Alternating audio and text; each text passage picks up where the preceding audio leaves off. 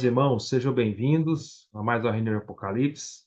Essa é a mensagem de número 57, cujo título é Andar Junto e Ser Digno. E é a sexta a mensagem da igreja em Sardes. Então, nós estamos ainda na igreja em Sardes, no capítulo 6, ou 3, perdão, no capítulo 3 de Apocalipse, e essa é a sexta mensagem. E aí nós paramos na semana passada no versículo 3 e hoje nós vamos falar praticamente do versículo 4, tá? O versículo 5 será a próxima mensagem, será falada a próxima mensagem, se o Senhor nos permitir terminar essa mensagem hoje só no versículo 4. Então, irmãos, vamos ler juntos? Apocalipse, capítulo 3, versículo 4, fala assim, aqui é o Senhor falando, é o nosso amado Senhor falando. Tens, contudo, em Sardes, olha que coisa maravilhosa, né? Presta bem atenção, irmãos. Olha, eu aconselho os irmãos a comer cada palavrinha, a desfrutar com calma de cada palavra, sem pressa, e entender a riqueza e a profundidade que o Senhor está falando conosco. Fala assim: tens, contudo, em Sardes, na cidade de Sardes, na igreja em Sardes, umas poucas pessoas que não contaminaram as suas vestiduras e andarão de branco junto comigo. Por quê, Senhor? Aí ele fala, pois são dignas. Então, o Senhor está começando aqui a fazer a promessa ao vencedor. Ele está chamando já, começando a chamar os vencedores. Irmãos, isso é o que está escrito na nossa Bíblia em português. Porém, no grego, que é o original, não está exatamente assim. É muito semelhante, mas tem uma diferença. No original está assim. Eu vou ler para os irmãos no original grego, tá? Tens, contudo, em Sardes, quando fala umas poucas pessoas, no original grego não é umas poucas pessoas. No original grego é: tens, contudo, em Sardes uns poucos nomes. Uns poucos nomes que não contaminaram as suas vestiduras e andarão de branco junto comigo, pois são dignos. Então, no original grego, onde está a palavra aqui na nossa versão em português de João Ferreira de Almeida? Pessoas, no original grego está nomes. Por que eu estou enfatizando isso, irmãos?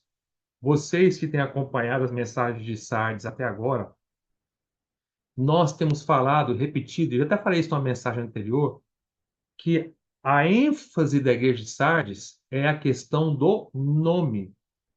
Lá no versículo 1, o Senhor falou para a igreja de Sardes assim, ó, lá no finalzinho do versículo 1, última frase do versículo 1, Apocalipse 3, capítulo 3, versículo 1. Conheça as tuas obras, que tens nome de que vives e estás morto. Então, o problema em Sardes é que Sardes, a palavra Sardes quer dizer é o nome de algo vivo. A palavra Sardes quer dizer remanescente, restauração, renovado, tudo isso. Então, é algo vivo. Mas o nome era vivo, mas a condição da igreja era morta. O Senhor falou assim: tens o nome de que vives, estás morto. Então, a questão toda em Sardes é: o nome é correto, a condição é errada. O nome é vivo, mas a pessoa está com a condição errada, está morta. E aí, tudo é uma questão de nome. Então, então o nome é citado no versículo 1, logo no início da carta, e aí, já mostrei para os irmãos em outras mensagens, aí vamos com calma, né? Aí quando chega, por exemplo, quer ver? No versículo 4, o senhor cita de novo, questão de nomes, né? Tem contunicidade uns poucos nomes no original grego. Aí no versículo 5, o senhor novamente cita a questão do nome. Fala assim: o vencedor será assim vestido de vestidura branca, de modo nenhum apagarei o seu nome. Tudo é uma questão de nome do livro da vida. Pelo contrário, confessarei o seu nome. Mais uma vez, o Senhor cita a questão do nome. Diante de meu Pai e diante dos seus anjos. Então vejam, amados irmãos, que a questão toda, a ênfase da igreja em Sardes é uma questão do nome. E nós vemos repetindo quão sério é a questão do nome. de nós termos um nome adequado e, principalmente, uma conduta, um viver de acordo com o nosso nome, que é o mais importante, muito mais do que o nome. O nome em si, no fundo, é importante, claro que é, mas a importância é muito pequena quando comparado com a nossa condição. A nossa condição deve ser muito, a nossa realidade deve ser muito mais importante do que o nosso nome. Deve ser muito mais condizente com o nosso nome. Então, voltando para o versículo 4. Tens, contudo, em Sardes uns poucos nomes, e não contaminar as suas vestiduras. Então, a primeira coisa que nós precisamos ganhar nessa mensagem hoje, no versículo 4, é que, primeira coisa, é que o Senhor, dentro da igreja em Sardes, que representa o protestantismo, mas também que aqui estão sempre aplicando para a nossa vida, representa o movimento protestante, as igrejas protestantes, dentro da igreja em Sardes, dentro do movimento protestante, o Senhor diz que há poucos nomes. Há poucas pessoas que têm um nome, uma realidade, um andar condizente com o nome que eles têm. A palavra sardes quer dizer renovado, remanescente, remanescente, algo vivo. E aqui só fala que da igreja que tem esse nome de remanescente, renovado, tem pessoas que não contaminaram as suas vestiduras, mas são poucos, ou seja, são os remanescentes. Então, esses poucos remanescentes têm, contudo, em sábio, uns poucos nomes. Poucos nomes quer dizer o que sobrou, remanescente. Esses remanescentes vivem de acordo com o nome Sardes, que também quer dizer remanescente. Em outras palavras, há poucas pessoas, há poucos irmãos dentro do protestantismo que realmente têm um viver, nós vamos entender melhor daqui a pouquinho. Tem as vestiduras brancas, andam de branco, andam junto com o Senhor, que são dignas. Esses são poucos. Felizmente há esses, mas infelizmente são poucos. Irmãos, eu falo assim: tens contudo em Sardes poucos nomes. Ó Senhor, irmãos, nós precisamos almejar intensamente que nós sejamos contados dentre esses poucos. Nós estamos aplicando sempre a nossa vida, né, irmãos e irmãs? Nós somos esses poucos. Nós fazemos parte dos remanescentes. Será que quando o Senhor olha para a igreja, nossa cidade, onde nós estamos, né? O Senhor falou assim, tens contudo em Sardes, estava dizendo a igreja em Sardes. Claro que a igreja em Sardes aqui mostra um período da igreja. Mas vamos aplicar para a nossa vida, para a nossa igreja onde nós vivemos. Será que o Senhor olha para a cidade onde nós vivemos e fala assim, vou aplicar para a minha vida aqui, estou na cidade de Araguaína, Tocantins? Então, será que o Senhor olha para mim e fala assim, tem contudo em Araguaína uns poucos nomes, e o Gustavo é contado entre esses que não contaminou sua veste, que anda de branco junto comigo? Será que o Senhor diz isso de mim? Será que isso é o que o Senhor vê em mim? Será que eu realmente tenho um nome condizente, uma realidade, um viver, um andar, uma vestidura condizente com o nome o qual Ele me deu? O nome qual o Senhor colocou em cada um de nós? É, eu vou com calma, vocês vão entender, né? Vamos chegar a explicar tudo isso melhor para os irmãos. Vamos só com calma, vamos entendendo. Será que nós temos um nome condizente? Saiba, irmãos, saibamos, na verdade, que o Senhor, quando olha para essa cidade onde nós vivemos, não há muitos. O Senhor diz, há sim, mas há poucos. Que sejamos os poucos.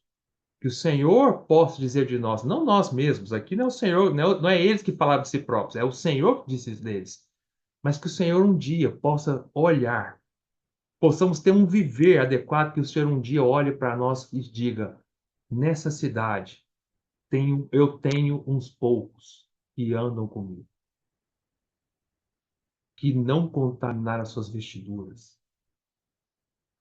Irmãos, eu não ouso dizer que eu sou um desses, mas eu ouso dizer a plenos pulmões, eu não vou gritar aqui para não ficar gritando no ouvido de vocês, mas eu quero gritar a plenos pulmões que eu quero, desejo, ouso ser um desses. Eu não sou, mas eu quero ser, eu desejo ardentemente ser cotado, ser cotado e contado como um desses pelo Senhor.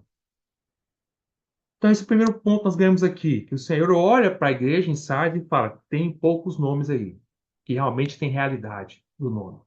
Segunda coisa que nós ganhamos aqui, irmãos, é que o Senhor se preocupa com o nosso nome. Isso é toda a ênfase da igreja em Sardes, a questão de nome. O Senhor, ele se preocupa com o nosso nome. Você sabia que o Senhor preocupa com o seu nome? O Senhor se preocupa com o meu nome? Vamos entender melhor. Por exemplo, o Senhor, ele nos deu um nome. Quando nós cremos, o Senhor nos deu um nome. Mas eu quero ir com calma, um pouquinho na sequência da Bíblia, para nós entendermos que nome é esse que o Senhor nos deu. Vamos entender melhor. Na verdade, o Senhor nos deu vários nomes, né? Mas vamos ver, eu vou tentar dar alguns exemplos só para os irmãos. Eu não tenho tempo aqui para citar todos os nomes o qual o Senhor nos deu. E todos os nomes pelo qual o Senhor se preocupa conosco, com o nosso nome. Mas eu queria citar alguns exemplos. Isso é tão significativo, porque a questão toda de Sardes é nomes. Eu estou falando aqui, ó, versículo, eu estou reenfatizando inúmeras vezes com os irmãos para que ficar sedimentado no coração de vocês e no meu. O Senhor fala aqui no versículo 4: Tens, contudo, em Sardes uns poucos nomes. São poucos nomes. Esse nome importa para o Senhor. O Senhor olha para o nosso nome. O Senhor procura dentro da igreja em Sardes quem tem um nome adequado. O que é ter um nome adequado? Não é só um nome bonito. Quem tem um nome quer dizer quem tem a realidade desse nome. Quem vive, anda igual ao nome que ele recebeu. Quem tem o viver desse nome. Quem realmente é a realidade do nome que tem. Vamos dar exemplos agora. Por exemplo, agora vamos circular a Bíblia, mas deixa sua fitinha aberta aqui em Apocalipse 3. Na verdade, não vou ficar a mensagem inteira só nesse versículo, mas vamos agora rodar a Bíblia em vários pontos. Então, vamos entender como o Senhor se preocupa com o nome. Vamos lá para Mateus capítulo 5. Rapidinho, irmãos. Abra sua Bíblia aí. Acompanhe na sua Bíblia, por favor, não deixe de ler os versículos. Mateus 5, versículo 14, o Senhor nos deu um nome por lá. Quer ver? O Senhor virou assim, Mateus 5:13, na verdade. Mateus capítulo 5, versículo 13, o Senhor virou para os discípulos e falou assim: Vós sois. Quer ver? Vamos ler o versículo 5. Por que o Senhor está falando para os discípulos? Olha, vamos ler Mateus 5, versículo 1. Fala assim: Vendo Jesus as multidões, subiu ao monte e, como se assentasse, aproximaram-se os seus discípulos. Então, tudo que o Senhor vai falar aqui no chamado Sermão do Monte, ele está falando para os seus discípulos. A pergunta é: eu e você somos discípulos do Senhor ou não? Somos, não é verdade? Então, se somos discípulos do Senhor, tudo que o Senhor está falando aqui é para nós, tá? Aí isso continua. E ele passou a ensiná-los, dizendo: Então o Senhor está ensinando para os seus discípulos. Discípulos. Aí o Senhor vem e fala assim, no versículo 13: Vós sois o sal da terra. Ora, se o sal vier a ser insípido, como lhe restaurar o sabor? Para nada mais presta senão para lançado fora ser pisado pelos homens. Então, o primeiro nome que o Senhor nos deu aqui, eu não estou dizendo primeiro na sequência, estou dizendo aqui, nesse trecho, o primeiro nome que o Senhor nos deu é: o Senhor nos chamou de alguma coisa, o Senhor nos chamou de sal da terra.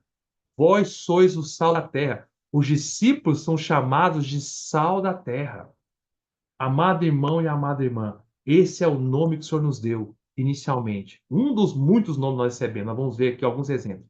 E o nome que ele nos deu é sal da terra. Agora, será que nós temos um viver, uma realidade condizente com esse nome?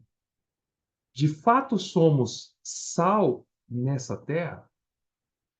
Aonde será que onde seja lá onde nós pisarmos, vivermos, convivermos e andarmos, somos sal? O que é o sal? Faz diferença, marca o ambiente. Onde o sal entra, ele muda o gosto, ele muda o ambiente, ele marca, ele muda toda a atmosfera. Por exemplo, come uma picanha sem sal. Agora, come uma picanha com sal. Você vai ver a diferença brutal que é. Come um arroz sem sal. Come um arroz com sal. Toma uma sopa sem sal. Toma uma sopa com sal. O sal é tão marcante que se nós pegarmos pesado no sal, marca, parece mais o sal do que a comida. Um arroz muito salgado, você acaba pegando só o sal, mais o gosto mais do sal do que do arroz.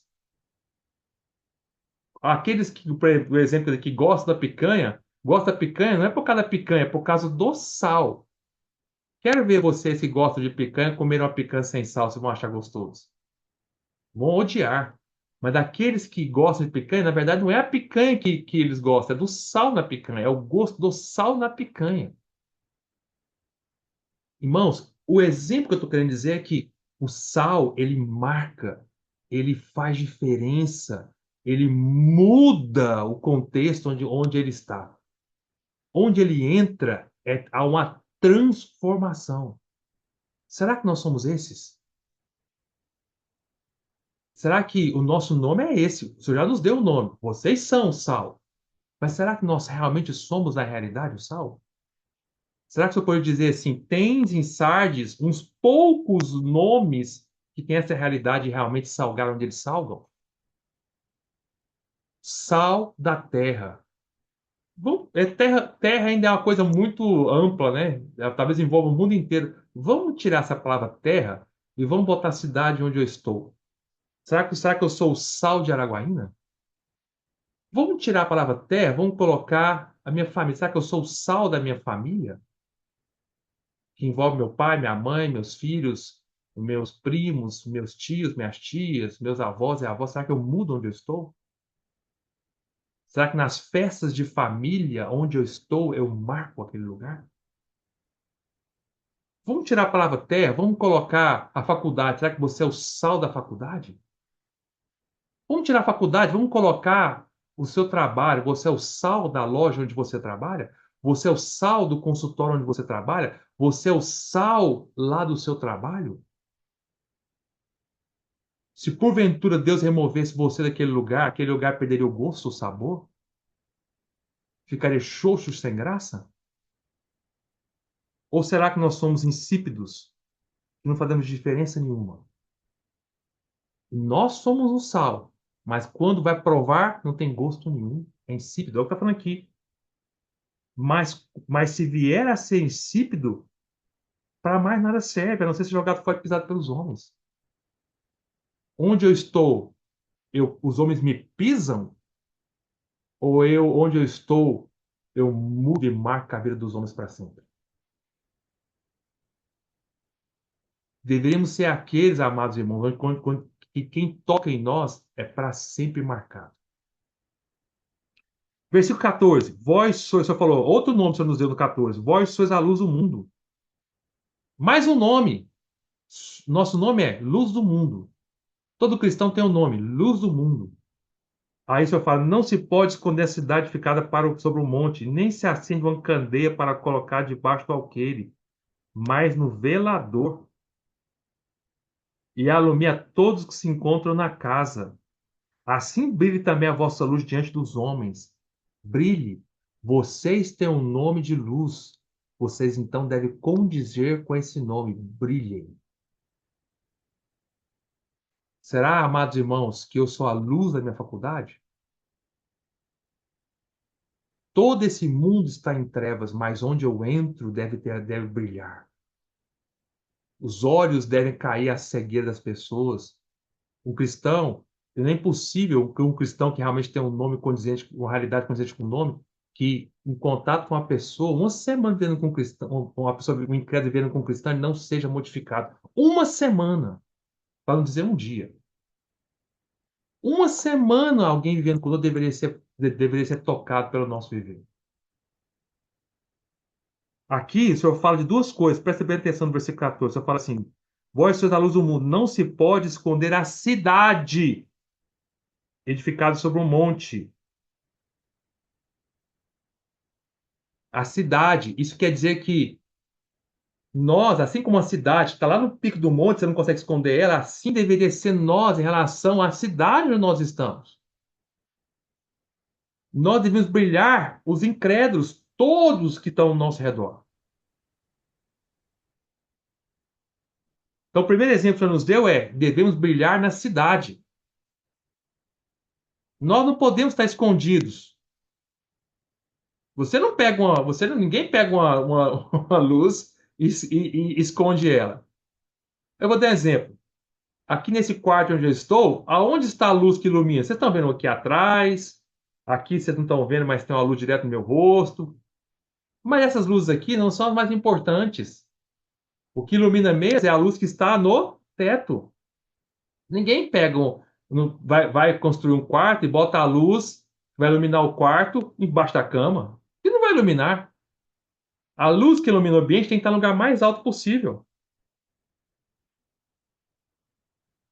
Assim, da mesma maneira, nós estamos no alto monte. Nós, é de lá dos lugares celestiais, nós alumiamos e iluminamos toda a cidade onde nós estamos.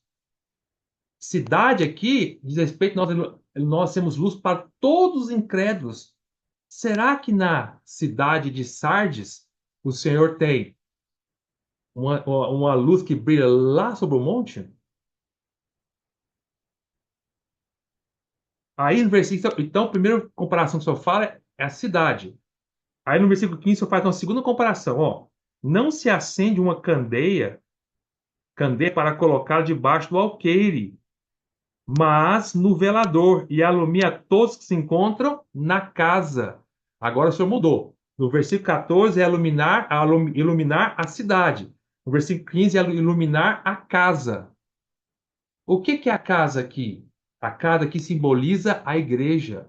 Irmãos, nós devemos brilhar não somente na cidade onde nós estamos, devemos brilhar também na igreja onde nós estamos, na casa. Todos que estão na igreja devem ser iluminados por nós. Mas alumia a todos que se encontram na casa da mesma família, que moram na mesma casa. A igreja é a nossa família, a família de Deus, mas lá nós precisamos iluminar. Irmão e irmã, você brilha nas reuniões? Irmão e irmã, você é a luz do mundo nas reuniões entre os irmãos? No convívio entre os filhos de Deus, você guia e luz e dá luz? Na reunião onde você chega, você faz diferença? Quando você ora, faz diferença nas reuniões? Quando você compartilha, faz diferença? Ou mesmo quando você não fala nada, sua presença na reunião faz diferença? Todos aqueles que conheceram, dando um exemplo aqui, o Watchman Nee disse que quando ele entrava na reunião, ainda em silêncio, ele fazia diferença.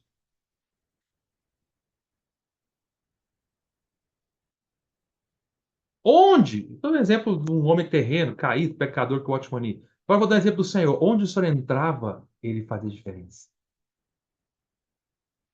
Onde a Paulo entrava, ele fazia diferença. Onde Pedro entrava, ele fazia diferença. No mundo, na cidade ou na casa, ele iluminava. Mas sabe qual é o problema dos cristãos, ainda mais nos dias de hoje? É que os que estão na casa, na igreja, eles escondem a sua luz debaixo do alqueire, debaixo da sobrevivência. Alqueire, alqueire era um objeto que utilizava na época para medir grãos. Então, era a sobrevivência. Naquela época, eles plantavam e colhiam, tá? Então, toda casa, eles tinham um alqueire para medir grãos, ou seja, quantos grãos, quantos quilos de arroz, quantos quilos de feijão, quantos quilos de trigo, dando um exemplo, né? Era a sobrevivência, o que eles usavam para fazer a comida, para eles comerem, sobreviverem. Muitos crentes não brilham nas reuniões, não brilham na casa porque escondem a sua luz debaixo da sobrevivência do alqueire.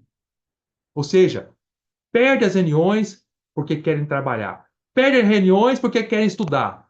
Eu fico impressionado com isso. Não que eu não tenha cometido esse erro, tá, irmãos? Cometi muitas vezes também. Mas eu fico impressionado. Tem a reunião, tem a semana inteira para estudar. Mas chega na hora da reunião da igreja, falar, não posso ir porque eu tenho que estudar para a prova. Oh, peraí, irmão. Você teve a semana inteira para você estudar, irmão. Eu não posso ir porque eu tenho que trabalhar. Qual é isso, irmão? Você não consegue nem guardar um dia para o Senhor, uma hora, algumas horas. A reunião da igreja é constituída de, no nosso caso aqui, domingo de manhã, 2 horas e meia, no máximo três. Num dia por semana, 3 horas. E o irmão pede para estudar para a prova. Ah, puxa, irmãos. Numa reunião, deixa de ir numa reunião para ir para trabalhar. Domingo! Domingo!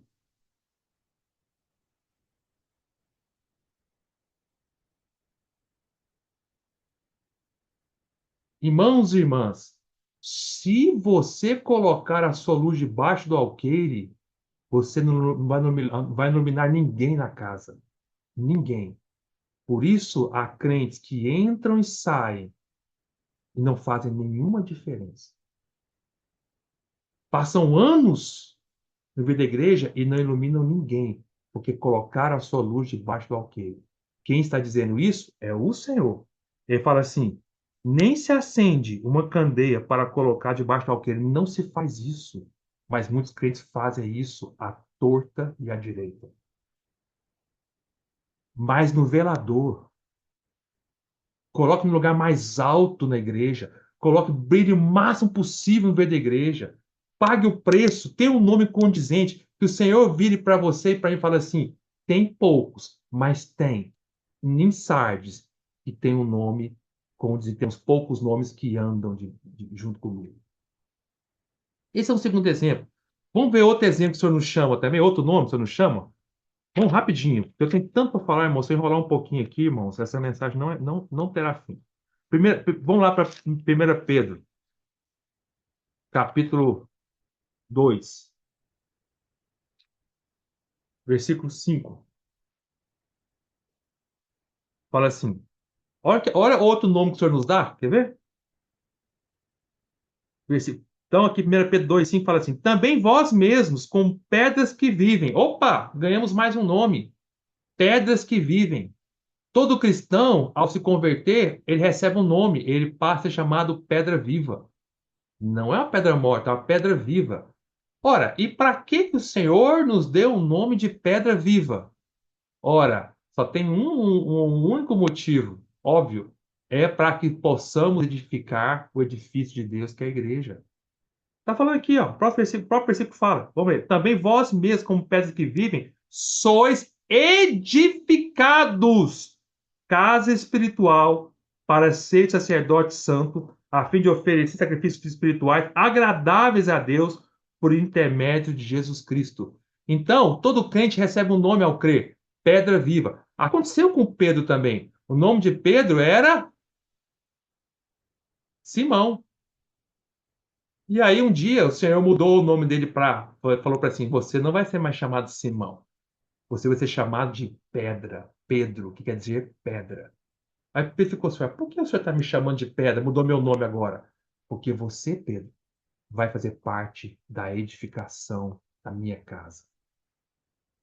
Mas Pedro, o que adianta você ter o nome de pedra se você não edifica?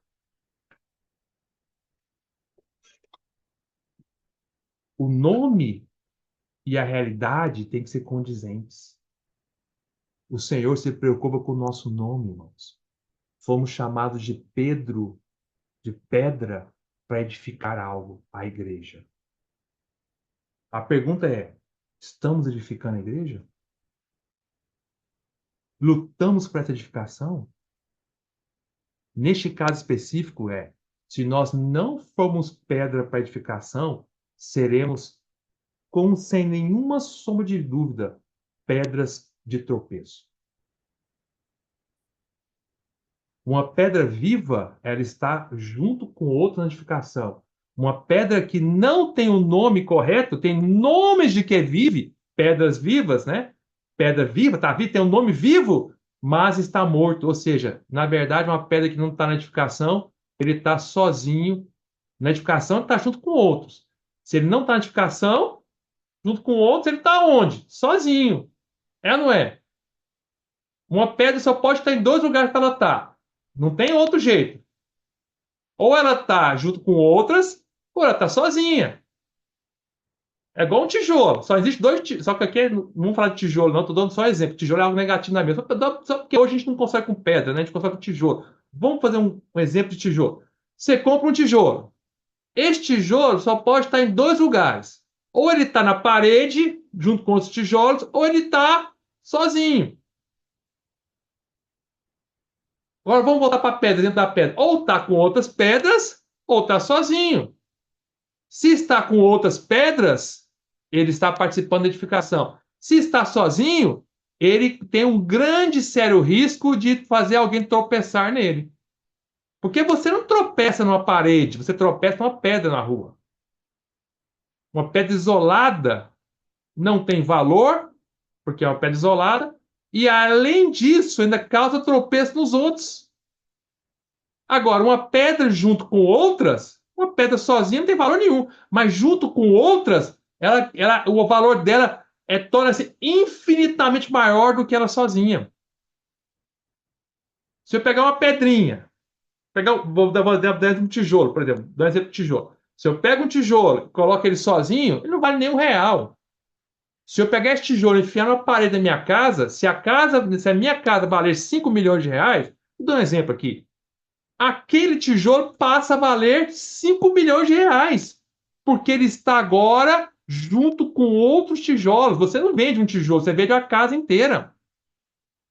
Mas aquele tijolo um dia só valia R$ 1. Mas quando ele entrou na edificação, o edifício fez daquele tijolo uma importância, um valor infinitamente maior que ele teria sozinho. Irmãos e irmãs, nós, como cristãos isolados, não temos nenhum valor, mas no edifício de Deus, Deus nos dá um valor infinitamente superior que teríamos se estivéssemos isolados.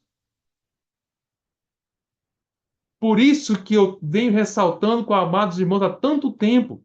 Já estou até cansado de ressaltar, estou até desistindo já. De falar, irmãos, reúnam. Para mim, a coisa mais triste é pedir para um crente reunir. Para mim, é o fim da picada. Dá vontade de desistir de tudo, jogar tudo pro alto. Dá vontade de falar assim, meu Deus, estou perdendo meu tempo, Senhor, me leva, me leva. Eu quero morrer, me leva. Então, dá vontade de falar isso para o Senhor. Senhor, eu não aguento mais. Pedir para um crente reunir. Puxa, irmão. Pedir para um crente ser o que ele é, uma pedra viva.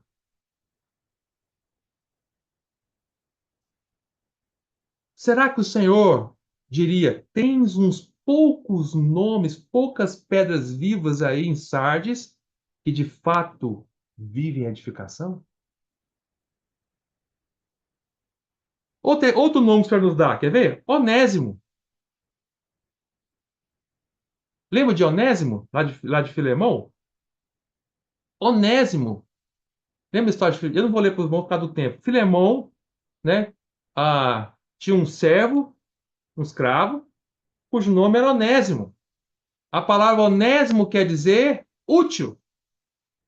O nome dele quer dizer isso. Ele tinha um nome útil. Todos nós aqui, ao crer, Deus nos deu o nome de Onésimos.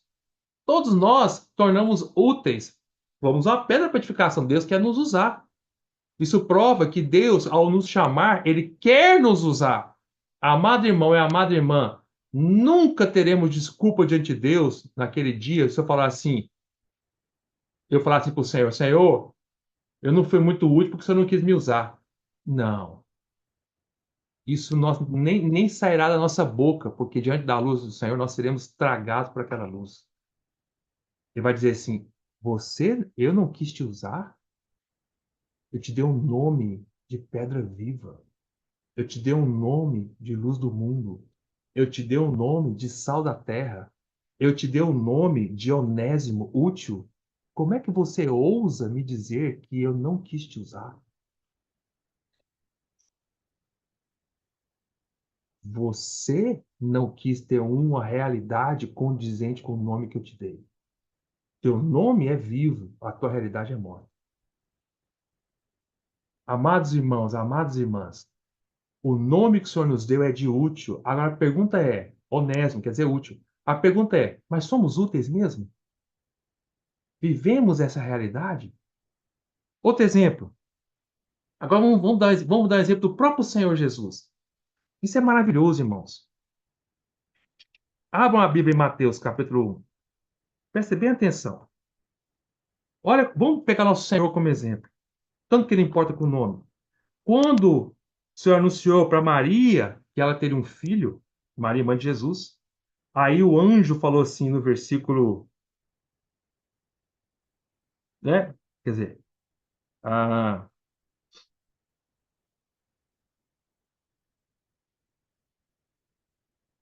o anjo falou assim para José, na verdade, né? Em sonho, né? Falou para José assim no versículo 21. Ela, falando de Maria, dará à luz um filho. E lhe porás o nome. Nome é importante. Vamos ver.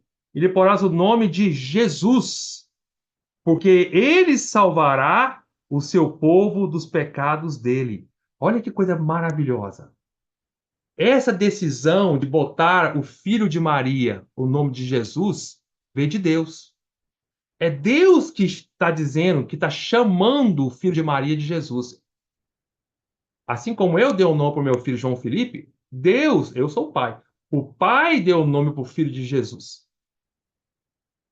Agora, o que quer dizer o nome Jesus? Jesus quer dizer a Jeová a salvação ou a salvação de Jeová, o Jeová o Salvador. Então, a salvação, então Jesus quer dizer a salvação de Jeová, Jeová quer dizer Deus, né? A salvação de Jeová ou Jeová o Salvador. Esse era o nome que Deus deu para Jesus. Jesus. E esse nome, o Senhor Jesus, ele veio e teve uma realidade condizente com esse nome. Ele realmente tornou-se Deus, Jeová, a nossa salvação. Por que fala o versículo? Ó, por que ele se vai chamar de Jesus? Porque ele salvará o seu povo dos pecados deles. Irmãos e irmãs, o Senhor, ele viveu de acordo com o nome que ele teve. Ele se tornou a salvação de Jeová para nós. Se o Senhor não tivesse uma realidade condizente com o nome dele, irmãos, nós não estaremos aqui hoje nessa reunião. Nós devemos louvar o Senhor. Senhor, muito obrigado, porque o teu nome é tão vivo quanto a tua realidade. A tua realidade é tão viva quanto o teu nome. Senhor, obrigado por tornar-se a minha salvação. Senão até hoje eu estaria morto e preso nos meus pecados, mas o Senhor tornou a minha salvação de todos os meus pecados. Mas esse nome, quem estava chamando o filho de Maria era Deus, não eram os homens. Aqui, versículo 21, não é os homens que chamariam Jesus de Jesus, era Deus que deu esse nome de Jesus. Mas vamos continuar. Ao versículo 22. Ora, tudo isto aconteceu para que se cumprisse o que foi dito pelo Senhor por intermédio do profeta. Dois pontos. Agora, olha a diferença aqui, ó. Agora é o segundo nome de Jesus. Eis que a virgem conceberá e dará à luz um filho, e ele será chamado pelo nome de Emanuel, que quer dizer Deus conosco. Olha só, o Senhor Jesus tinha dois nomes. O primeiro era Jesus, quer dizer a salvação de Jeová, Jeová Salvador, e o segundo nome que ele tinha era Emanuel, quer dizer Deus conosco.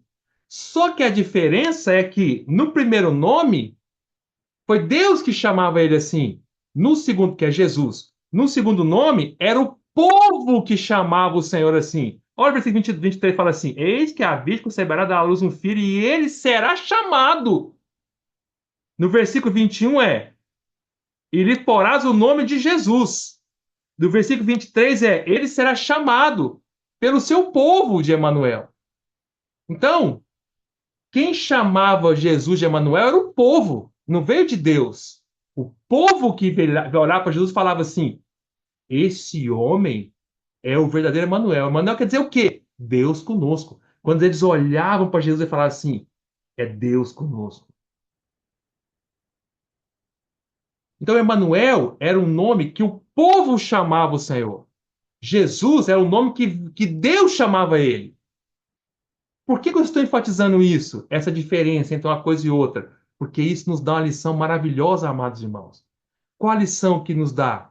Que não é só a questão do nosso nome, é a questão do que os outros nos chamam. Uma coisa é o que Deus me chama, Outra coisa é que as pessoas me chamam. Será o que as pessoas me chamam é o mesmo que Deus me chama? Será o que o Deus me chama é o mesmo que as pessoas me chamam? O Senhor Jesus era. Por quê? Quando as pessoas olhavam para o Senhor e falavam assim: peraí, esse homem não é um homem qualquer. Ele é realmente um homem totalmente. Assim como eu e você. Assim como eu e você, olho para Jesus, ele é igual eu, ele chora, ele tem fome, ele tem sede, ele teve pai, ele teve mãe, ele teve emprego, foi filho de um carpinteiro, ele precisava sobreviver, ele tinha fome, ele tinha sede, ele foi maltratado, sentia dor como eu, quando cortava, sangrava, igualzinho. Igualzinho, ele precisa dormir, ele precisa respirar, ele tem necessidades fisiológicas, igualzinho a mim. Mas ele tem uma diferença. Quando eu olho para ele, ele não é só um homem, ele é Deus. Ele é o próprio Jeová que veio num homem. Ele é Deus comigo. Antes, Jeová, que é de Deus, estava lá no céu. Agora, esse Jeová, ele veio até essa terra e ele está comigo. Isso é o que eu chamava ele. Mas quando eu chamava isso, que ele é Deus comigo, eu estou querendo dizer que esse Deus, Jeová, veio me salvar. Entenderam, irmãos? Meus palavras, as pessoas olhavam para o seu Jesus e chamavam de Manuel, que quer dizer a mesma coisa. É um nome, quer dizer Deus conosco, mas é a realidade de Jesus. Quer dizer, a salvação de Jeová veio. Deus, Jeová, saiu lá do céu, Deus, veio para essa terra, está comigo, Emmanuel, para me salvar. Em outras palavras, não sei se eu espero estar tentando ajudar os irmãos a entenderem. Espero que os irmãos estejam entendendo. O que eu estou querendo dizer é que as pessoas olhavam para o Senhor Jesus e falavam assim, quando chamavam ele de Emanuel, eles estavam dizendo que o Senhor Jesus, ele era a realidade do nome dele, Jesus. Ele era realmente a salvação de Jeová. Era Deus, Jeová, que veio para essa terra. Então, não é uma questão só do meu nome. Por exemplo, eu sou a luz do mundo. Quem me deu esse nome, luz do mundo, não foi homem nenhum. Quem deu esse nome luz do mundo para você e para mim não foi homem nenhum. Isso aí foi o Senhor Jesus. Ele falou: Vós sois a luz do mundo. Isso é igual o Senhor ter chamado Jesus de Jesus. Mas agora, será que no meu dia a dia as pessoas olham para mim e falam assim: olha, ele é a luz do mundo. Chegou a luz do mundo aqui no trabalho. Chegou a luz aqui do meu trabalho. Quando as pessoas me chamam assim, é porque eu realmente estou tendo a realidade do nome que o Senhor Jesus me deu, luz do mundo. Quando as pessoas olhavam para Jesus e falavam assim, Emanuel, Deus está comigo. Deus, céu lá de cima, ele veio para essa terra para me salvar.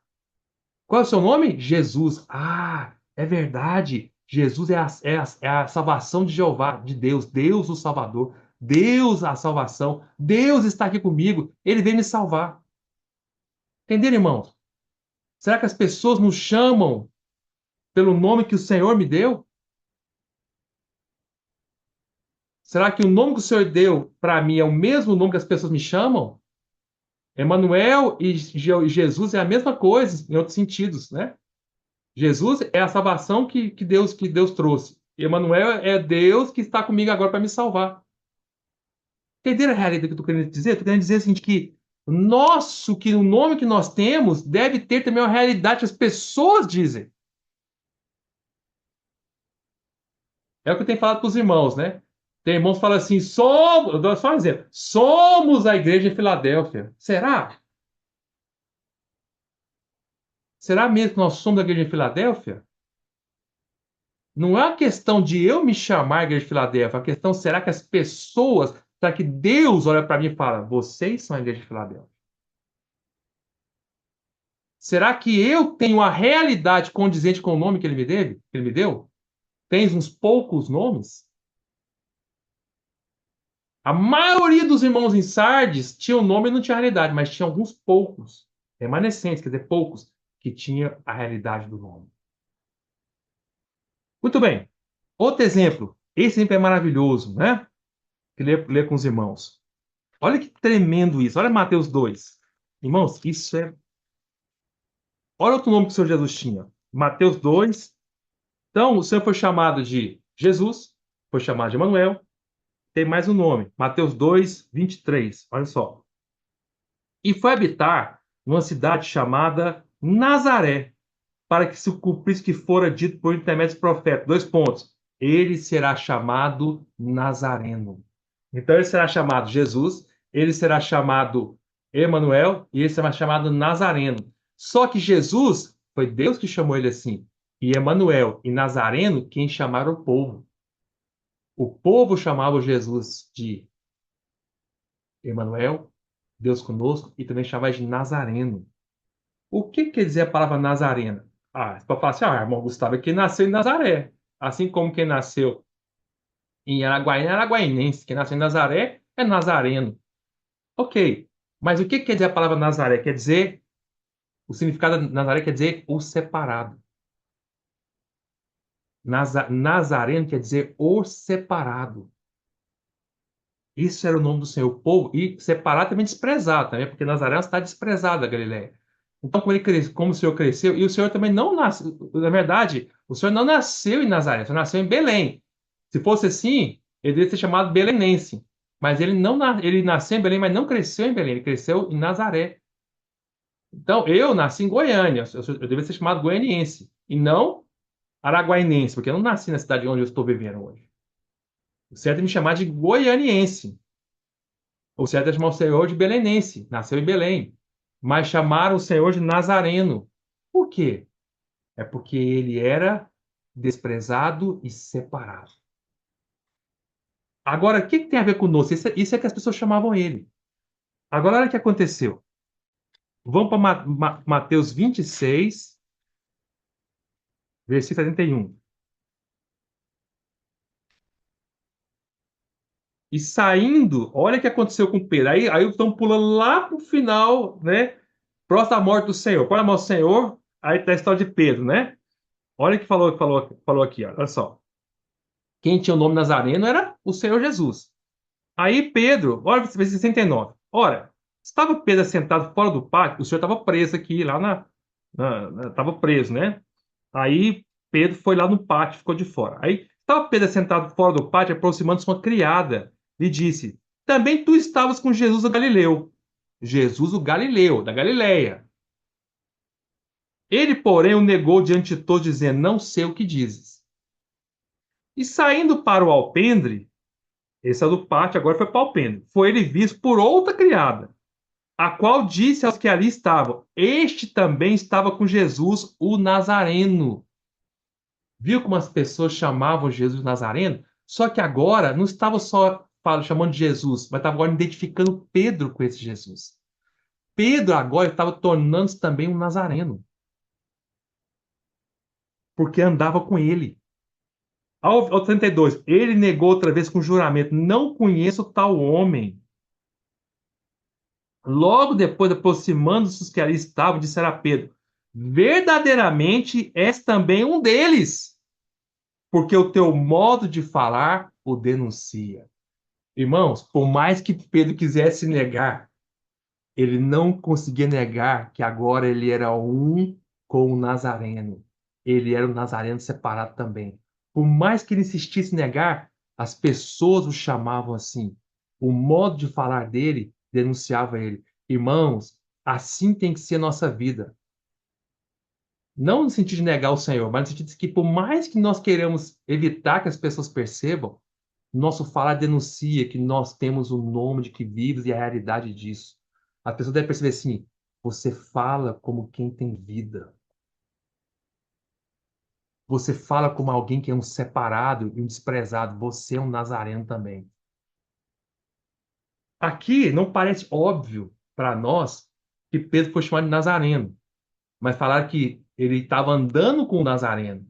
Mas quem anda com o nazareno acaba tendo o viver e o falar de um nazareno. Você acredita? Sabia disso? Quer ver? Anda com Jesus e você vai ter o nome que ele tem, o nome, a realidade do nome que ele teve também. Quer ver? Ó, vamos ver, vamos ver? Vamos entender agora. Atos 22. Atos 22. Vou provar para vocês. Atos 22, versículo 8. Isso aqui quando Saulo encontrou o Senhor no caminho de Damasco. Aqui Saulo está contando a experiência dele. Vamos ler o versículo 6. Saulo está falando assim: Aqui é Paulo contando, Paulo já tinha se convertido, contando a experiência dele de salvação, tá? Na defesa dele. Aí ele pega e fala assim, ó. Ora, versículo 6. Ora, aconteceu que indo de caminho já perto de Damasco, quase ao meio-dia, repentinamente, grande luz do céu brilhou ao redor de mim. Então caí por terra, ouvindo uma voz que me dizia: Saulo, Saulo, por que me persegues? Todo mundo conhece esse trecho, né? Nós cristãos conhecemos muito esse trecho, mas já percebeu isso aqui, ó? E perguntei: Quem és tu, Senhor? Ao que me respondeu: Eu sou Jesus, o Nazareno, a quem tu persegues. Você já havia percebido alguma vez que o Senhor, ele é o Nazareno? Você já percebeu que o Senhor, ele é o Nazareno?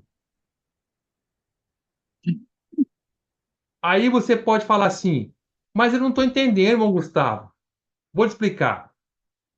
Saulo alguma vez perseguiu Jesus? Não. Saulo nunca conheceu o Senhor.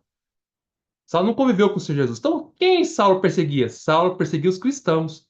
Mas aqui o Senhor está falando que ele perseguia era Jesus o Nazareno. Ou seja, quando se persegue os cristãos, está perseguindo Jesus Nazareno. Em outras palavras, Jesus o Nazareno é o mesmo que os cristãos. Os cristãos também são nazarenos. Eles têm um nome e uma realidade igual ao Senhor ao qual eles amam e seguem. Quem anda com o Senhor Jesus Nazareno, vira Nazareno também, separado. O Senhor está falando assim, Saulo, você me perseguiu. Ao perseguir os cristãos, está perseguindo os nazarenos como eu. Se você não entendeu ainda, irmão, então vamos ler Atos 24. Tá, agora fica bem claro para os irmãos. Atos 24, versículo 5. Olha só. Porque aqui quando Paulo está perante Félix. Aí veio os acusadores acusar Paulo. Aí eles acusaram Paulo assim, ó, versículo 5. Atos 24, 5. Porque tendo nós verificado que este homem, falando de Paulo, que esse homem é uma peste. Paulo foi chamado de peste. Tá vendo, irmão?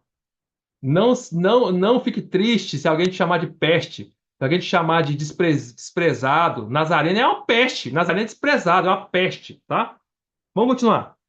Este é uma peste e promove sedições entre os judeus, esparsos por todo o mundo, sendo também o principal agitador da seita dos nazarenos, o qual também tentou profanar o templo. Nós o prendemos com o intuito de julgar segundo a nossa lei. Aí Paulo pega e defende, ó, quer ver, ó?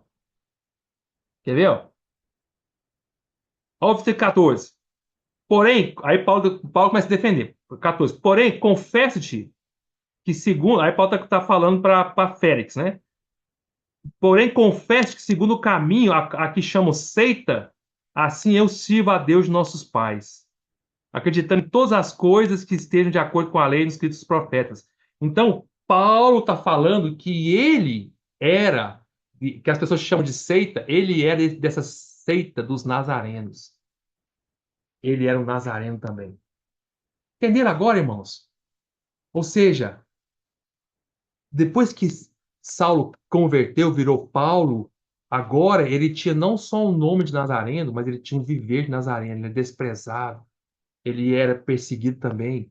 Ele não estava perseguindo antes de crer os nazarenos, agora ele passou a ser perseguido igualzinho os nazarenos. O Senhor não foi perseguido também, o nazareno? Também aqueles que seguem o Senhor serão nazarenos também. Pedro, quando negou o Senhor, falou assim: Você, o seu modo de falar, denuncia. Você está andando com o Nazareno. Você também é um Nazareno. Isso que é rico, é quando as pessoas percebem que nós temos a realidade do novo que nós temos. Não é eu chegar e falar assim para as pessoas: meu trabalho, eu sou a luz do mundo, eu sou a luz do mundo. Não, não, não, não, não. Não é você chegar lá na loja, você trabalha e falar assim: Olha, daqui em diante, quero dizer para vocês todos que eu sou a luz do mundo, a luz dessa loja, e eu sou o sal dessa loja. Eu sou o Nazareno aqui, e eu sou aquele que tem o nome que vive. Não. É as pessoas falarem de nós. Peraí, você é alguém que é um desprezado. Você tem um nome diferente. Você tem um nome de cristão. O nome nosso cristão quer dizer que é alguém que está cheio de Cristo. Eu ia falar sobre cristão, não cristão, mas não dá tempo, irmão. Eu tenho muito para compartilhar com os irmãos. Vamos voltar para Apocalipse, capítulo 3, esse 14. Então, a primeira coisa é que o Senhor se importa com o nosso nome. Então, Apocalipse 3, Apocalipse 3, versículo 4, perdão, fala assim: Tens, contudo, em Sardes uns poucos nomes, porque no original grego não é poucas pessoas, é poucos nomes. Então, primeira coisa, o Senhor se preocupa com os nomes. Acabei de falar para os irmãos sobre essa questão. Então, vamos para o segundo ponto. E esses poucos nomes, quem são? Que não contaminaram as suas vestiduras e andarão de branco. O que quer dizer vestidura branca? Eles não contaminaram as suas vestiduras e andarão de branco. Olha o versículo 5. O vencedor será assim vestido de vestiduras brancas. Então, o que é ter uma vestidura branca? Vamos entender isso aqui. Isso é muito importante. Vestidura branca na Bíblia, vestidura branca, vestidura, na verdade, quer dizer nossa conduta na Bíblia. É a nossa justiça, nossa conduta. Justiça é nossos atos, nossas condutas, tá? Nosso andar. A maneira como você se veste é a maneira como está a sua conduta, tá? A vestidura branca quer dizer que nossa conduta, branco, quer sinal de aprovação. Tudo que é branco, nós já vimos isso em Apocalipse. Se você se recordar, na igreja em Pérgamo, se for da pedrinha branca, lembra que eu falei que a pedrinha branca? O vencedor teria uma pedrinha branca. A pedrinha branca é a pedrinha branca é a cor de aprovação. Vestidura branca é a vestidura pura. Então, vamos entender esse negócio de vestidura. Quando alguém crê no Senhor, ao se converter, antes de converter, nós estávamos diante de Deus, nós estávamos como cegos e nus. Nós não tínhamos roupa nenhuma, estávamos nus. Lembram de Adão e Eva, quando eles pecaram? Eles estavam nus, mas não percebiam. Ao pecarem, eles perceberam que estavam nus, ficaram com vergonha, se cobriram com folhas de figueira. E essas folhas murcharam. Aí o Senhor pegou e cobriu eles com pele de animal. Lembra disso lá em Gênesis? Porque o homem, quando ele está em pecado, ao pecar, ele fica nu diante de Deus. E aí, ao aceitar o que o Senhor Jesus fez por nós, o Senhor Jesus vem nos cobre para não expor nossa nudez. Assim como o Senhor, quando Adão e Eva se voltaram para Deus, o Senhor então tirou aquelas folhas de figueira que não conseguiam cobrir a nudez deles, que logo murchava e ficava nu novamente. Você bota uma folhinha, no começo ela cobre bem, né? A folha está verdinha, quando ela é seca, não consegue cobrir mais. Aí quando o Senhor volta-se para eles, o Senhor vai e cobre eles com pele de animal. Nós cremos, lá não fala que animal que é, mas nós cremos que aquela pele de animal é a pele de um cordeiro, simbolizando que Deus já estava, em simbologia, querendo cobrir o homem que caiu, que pecou, com Cristo, com a vestidura que é a morte de Cristo. Cristo é o Cordeiro de Deus que morreu para tirar o pecado do mundo, tira o pecado do mundo. Então, ao crer, a pessoa ao crer, ele deixa de estar nu diante de Deus, e o Senhor, por causa dos seus pecados, todo homem está nu diante de Deus com pecado. Mas ao crer, o Senhor coloca uma vestidura nele, que é a justiça de Cristo, que é o que Cristo fez por nós. E isso não depende de nossos esforços. É totalmente a questão de crer. Isso quer dizer a salvação por fé. Isso quer dizer que o Senhor está nos justificando em Cristo. Nós podemos explicar isso lá na parábola de Lucas 15. Vamos ler rapidinho lá? Só para explicar para os irmãos. Lucas 15. Lucas 15 conta a história do filho pródigo. Tá? Vocês conhecem essa história, filho pródigo. Aí o filho pródigo, ele chega para o pai, inclusive o contexto de Lucas 15 aqui, ele chega para o pai. Pai ali, esse pai aqui simboliza Deus Pai, tá? Por isso que ele chama pai. Fala, pai, eu quero ir para o mundão, me dá a minha parte da herança e pronto. Aí ele vai embora, vai para o mundo, você sabe o que acontece. Eu estou aqui tentando resumir por causa do tempo. Aí ele se arrepende, fica no mundo, ele está caído lá no mundo, destruído, o mundo acaba com ele e tal. Aí ele decide voltar para o pai dele, para Deus, né? Voltar para o pai. Quando ele volta para o pai, aí ele é indigno, que está em pecado, sujo, fétido, fedendo, porque no mundo ele estava cuidando de porcos, né? Todo sujo. E aí, o que que o pai fala, né? O pai vira para ele e fala assim, olha o versículo 21, ele volta e fala assim, e o filho diz, pai, pequei contra o céu, pai é que é Deus pai, pequei contra o céu e diante de ti, já não sou digno de ser chamado teu filho. O pai, porém, disse aos seus servos, trazer depressa a melhor roupa, vestiu. Então, essa roupa simboliza Cristo. É o pai colocando Cristo nele. Estava todo fedendo, sujo, né? Como se estivesse. Ele não estava nu fisicamente ali na parada, mas como se estivesse nu diante de Deus, diante do pai. O pai vai lá e bota uma melhor veste. Essa palavra melhor roupa aqui, a palavra melhor em grego também é a primeira, é a mesma palavra para primeira, tá? Melhor, primeira é o mesmo significado no grego. É como se estivesse falando assim, trazer depressa a primeira roupa. Então, essa primeira roupa que coloca no pecador quando se arrepende e volta para Deus Pai, simbolizando o filho pródigo, é Cristo. É que o Pai o recebe por causa do sacrifício de Cristo na cruz. Deus Pai nos recebeu um dia como filhos porque ele nos vestiu com a primeira veste, que é Cristo, tá? Então, esse é o significado da primeira veste. Como é que é essa primeira veste aqui, ó? É o que fala em 1 Coríntios, capítulo 1, versículo... Irmãos, estão me vendo, irmãos?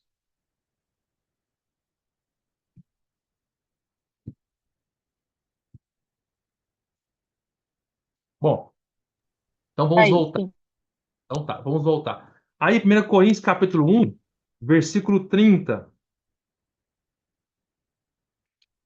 1 Coríntios 1, 30. É o que Paulo fala aqui, ó.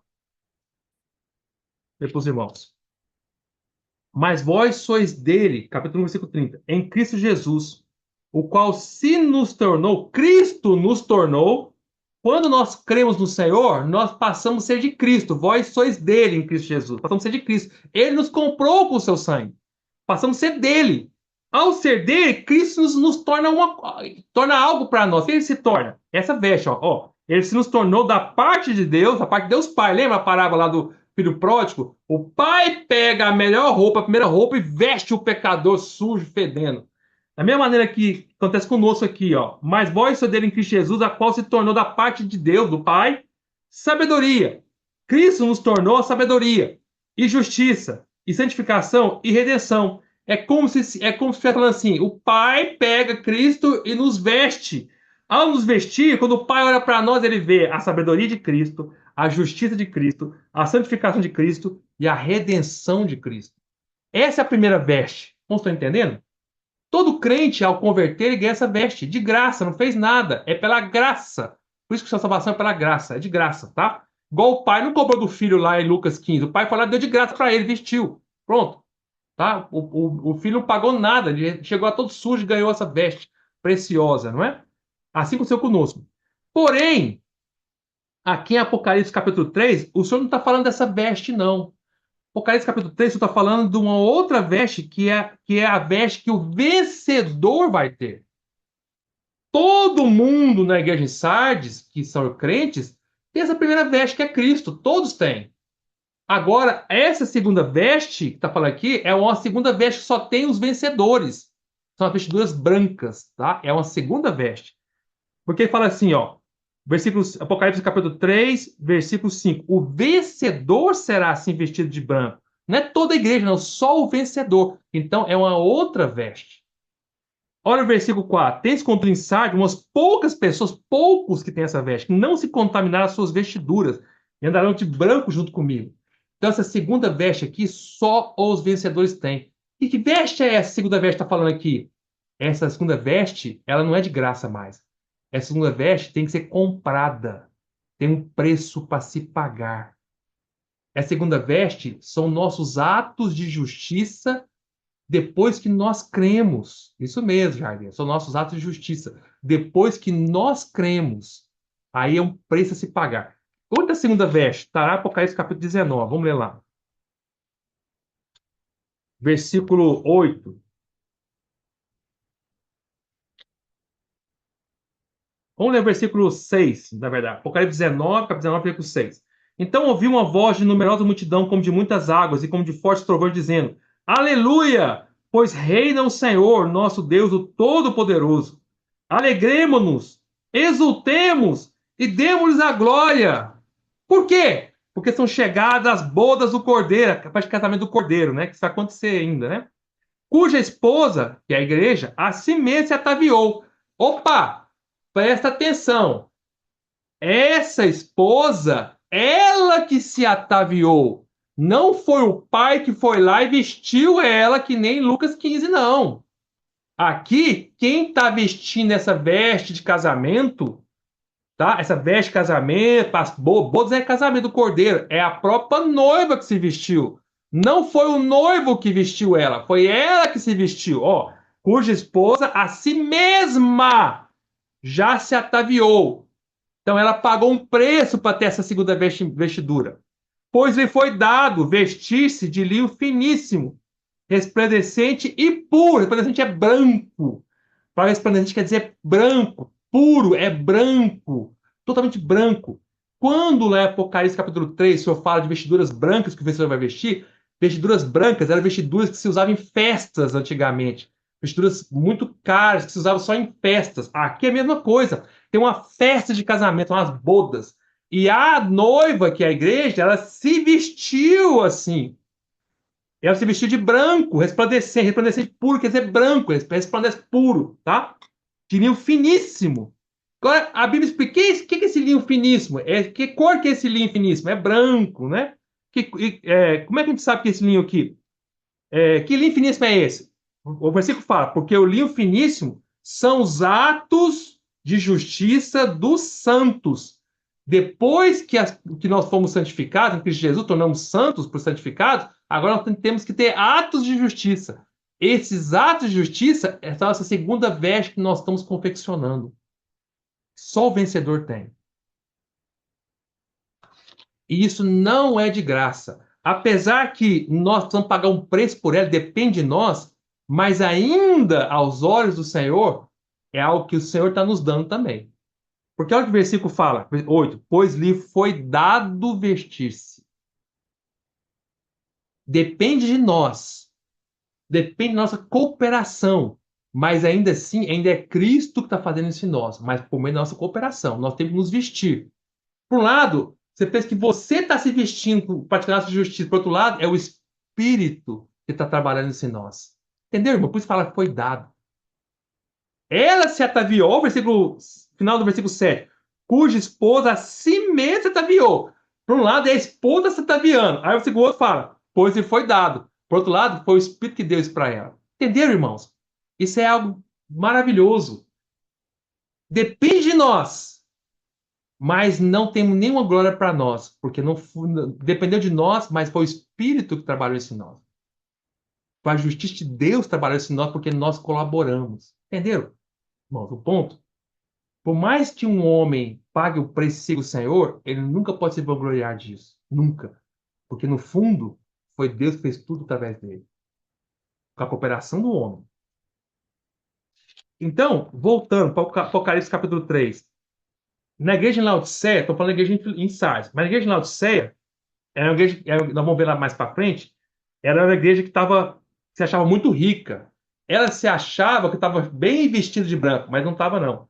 Olha o que fala no versículo, Apocalipse capítulo 3, versículo 17. Pois dizes, a igreja em Laodiceia falava isso, estou rico e abastado, e não preciso de coisa alguma. Aí só fala assim, e nem sabes que tu és infeliz, sim, miserável, pobre, cego e nu. Você está nu, igreja de Laodiceia. Você está nu, você não está com essas segundas vestes, não. Aí só fala no versículo 18: aconselho-te que de mim compres ouro refinado pelo fogo para te enriqueceres. Que mais? Compre. Que mais? Vestiduras brancas para te vestires, a fim de que não seja manifestada a vergonha da tua nudez, e colírio para ungir os olhos, a fim de que vejas. Então, você está falando para a igreja de Laodiceia aqui que ela precisava comprar a vestidura branca. Comprar do Senhor. Por isso que é o Senhor que vem do Senhor, tudo vem do Senhor. Por isso que lá no Apocalipse 19 fala que foi lhe dado, porque é o Senhor que vende, mas você tem que comprar. É o Senhor que vende, mas nós precisamos comprar. Fala assim, aconselho que de mim compres. Você só pode ter vestidura branca se você comprar do Senhor. Só Ele pode vender para nós. Mas nós temos um preço a pagar, compre do Senhor. Compre a vestidura branca para te vestir, a fim de que não se manifestará a vergonha da tua nudez. Compre vestiduras brancas. Como você entende a vestidura? A vestidura é a questão de branca, a questão de, é o nossos atos de justiça. É o preço que nós pagamos, tá? Ah, isso também está lá na parábola de Mateus 22.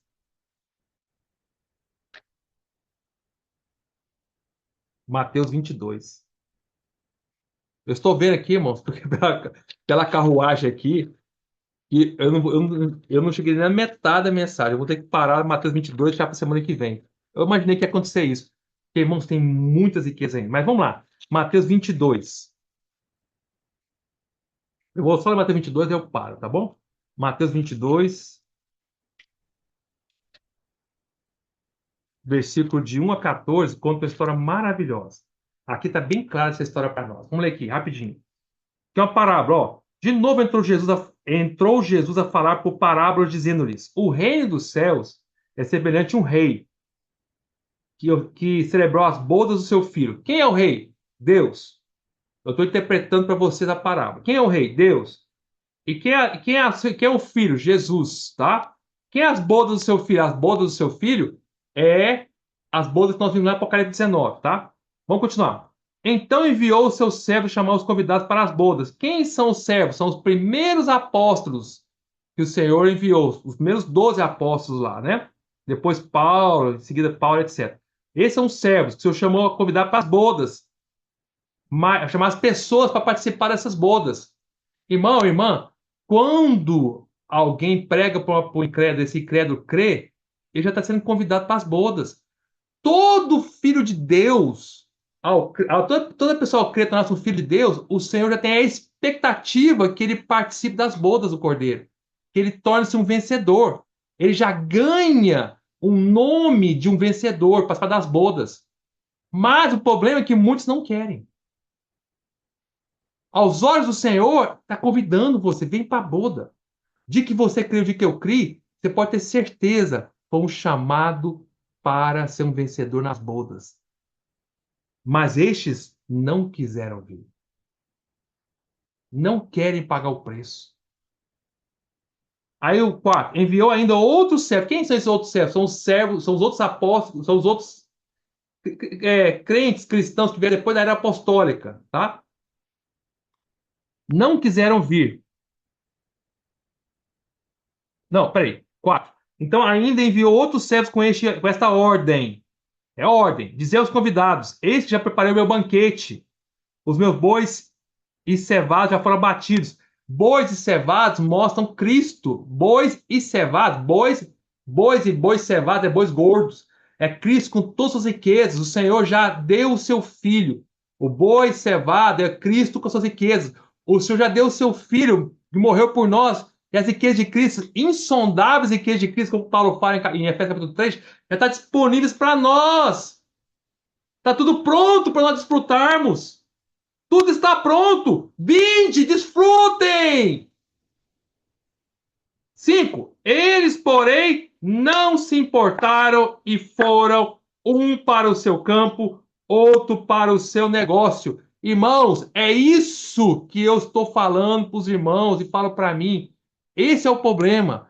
Irmãos, está tudo pronto. Cristo com suas riquezas. Eu olho para esses livros aqui, para os meus quase 5.000 livros cristãos, e eu choro. Sabe por que eu choro? Porque eu vejo o Senhor falando para mim assim, eu olho para a Bíblia, para a palavra de Deus, que é o principal de tudo, nenhum outro livro se compara à Bíblia, e eu vejo tantas riquezas, que tem o boi cevado, que tem tantas riquezas, mas o problema é que nós não queremos ir. O Senhor está nos dando a chance de ter vestiduras brancas, mas nós não queremos ir, não se importaram. Você chama para as reuniões e as pessoas não se importam. E vão para o seu campo. Estão preocupados em ganhar seu dinheiro, seu campo. Estão preocupados com o seu negócio. Não ligam para o negócio de Deus. Não ligam para o campo de Deus. Pro campo de Deus. Deus tem um campo? Tem! Qual é o campo de Deus? É a seara que tá branquinha, pronta para ser colhida, e não tem trabalhador. O negócio de Deus é edificar a casa do Pai. E não tem ninguém que se interesse por isso. Eles estão preocupados com o seu próprio campo, com o seu próprio negócio. Não ligam para vestiduras brancas. E vão embora. Essa é a atitude daqueles que não se importam. E tem outros ainda, o versículo 6. E os outros, agarrando os servos, os cristãos, e tinha outras pessoas que agarraram os apóstolos, os cristãos que pregam o evangelho, o maltratam e matam ainda. Quantos cristãos foram martirizados por pregar o evangelho e ainda maltratados ainda? Aí, qual é a reação disso? O rei ficou irado. Quem que fica irado? Deus! E enviou suas tropas. Exterminou aqueles assassinos, incendiou a cidade. Isso aqui aconteceu, na verdade, quando o Senhor enviou as tropas do general Tito, do Império Romano, destruiu a cidade de Jerusalém no ano 70. Porque inicialmente aqui, ó, esse versículo, até o versículo 5 e 6, está se referindo literalmente quando o Senhor enviou os apóstolos para pregar o evangelho para os judeus. E eles não quiseram. Aí o Senhor ficou irado e enviou as tropas e destruiu a cidade deles, que é Jerusalém.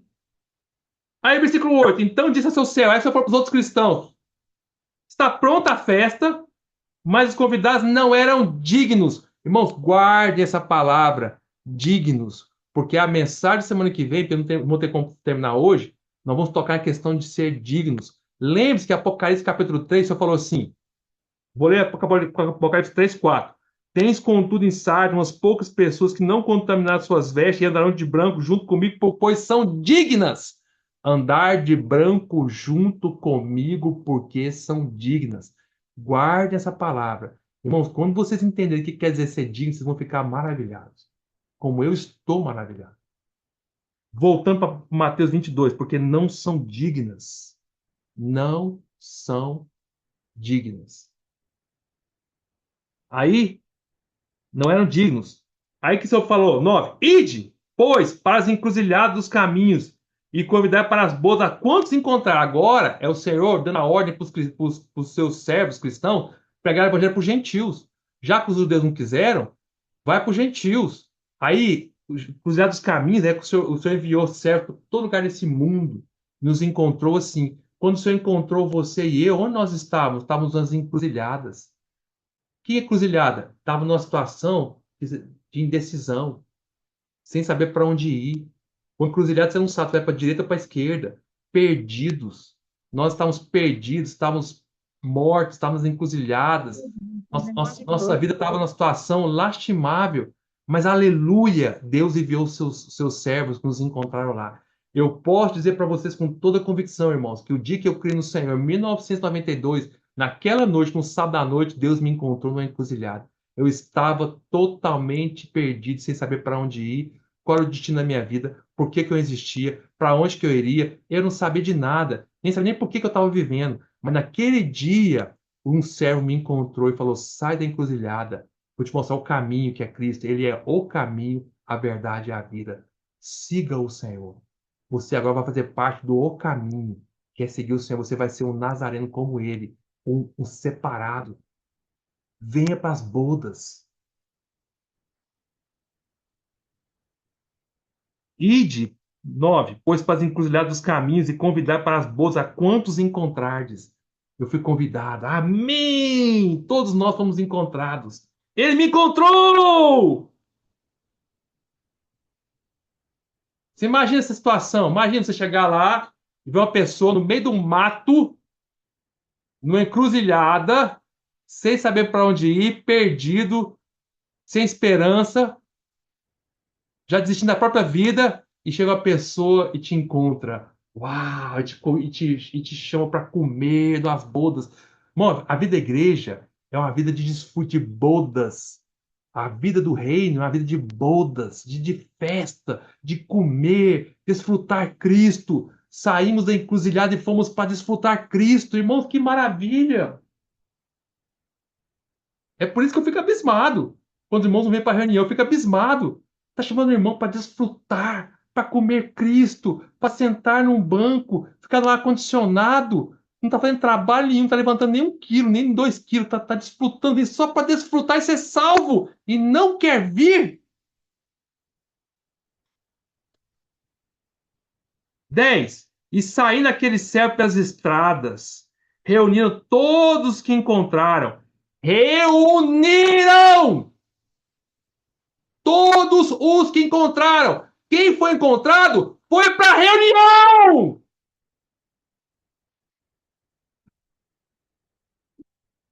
Deus enviou seus servos para nos levar a pregar a salvação, para nós não reunirmos. Ele nos enviou para nos reunir.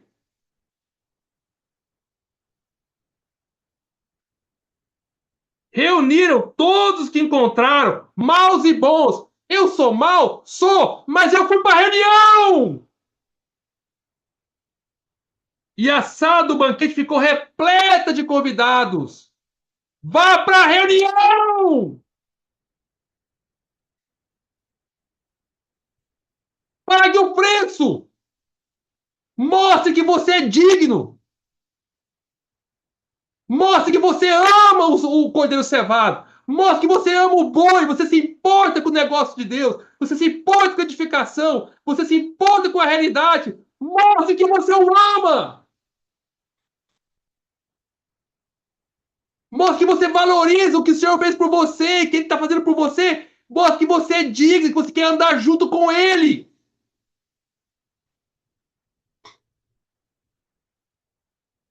Ao 11, entretanto, porém o rei, perdão, 11, entrando, porém o rei para ver os que estavam à mesa, notou ali um homem que não trazia a veste nupcial.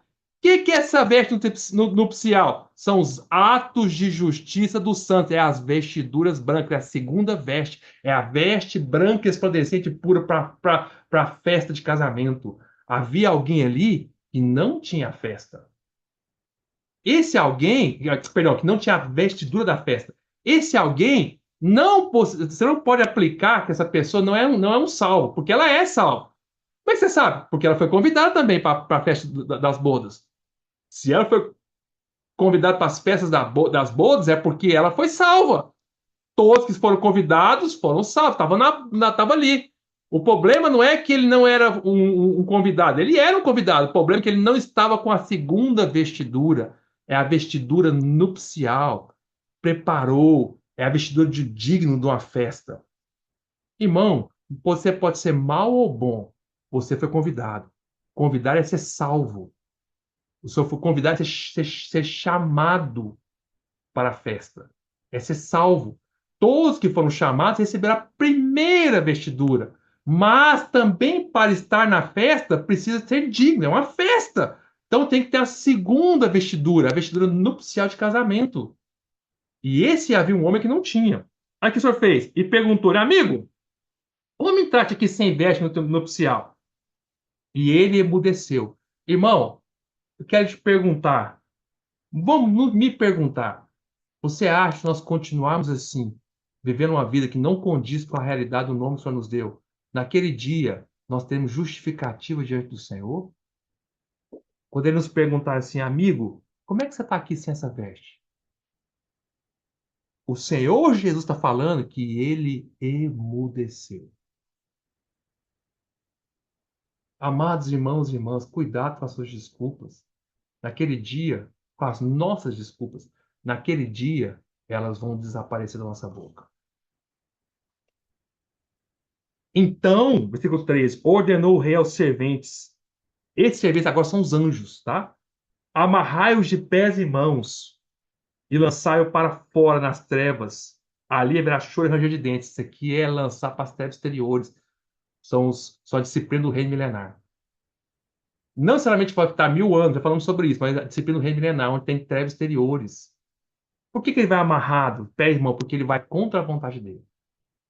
Vai amarrado.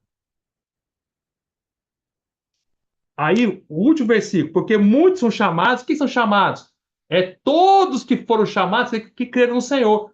Todos aqueles que creram foram convidados. Oh, vem para as bodas, são os que converteram. Todo mundo, todo crente foi chamado. Mas poucos escolhidos. Quem são os escolhidos? É os que vestiram as vestiduras brancas e vão andar comigo. É o que você falou em Apocalipse. Vamos lá, Apocalipse capítulo 3, versículo 14, versículo 5. Ó, Apocalipse 3, versículo 4. Aí eu termino aqui. Teis contudo em Sardes uns poucos nomes que não contaminaram as suas vestiduras e andarão de branco junto comigo, pois são dignas de estar na festa. O vencedor será assim vestido de vestiduras brancas. Eles são escolhidos. Todos os irmãos da igreja em Sardes são chamados, mas poucos ali, só uns poucos nomes, tens contudo poucos nomes que não contaminaram, são os escolhidos. Irmãos, Jesus Senhor, eu paro por aqui. E, irmãos, não percam a próxima reunião, porque nós vamos explicar um pouquinho melhor para os irmãos o que quer dizer. O que vamos falar na próxima reunião? Vou dar já uma prévia para os irmãos. Na próxima reunião, vamos falar sobre a questão: o que é contaminar as vestes? Como é que é isso, contaminar as vestes? Vamos explicar sobre isso. Outra coisa que vamos explicar para os irmãos é o que quer dizer ser digno. Isso, eu penso que os irmãos ainda não percebem a profundidade disso, tá bom? Semana que vem nós vamos explicar para os irmãos. Jesus é o Senhor. Amém.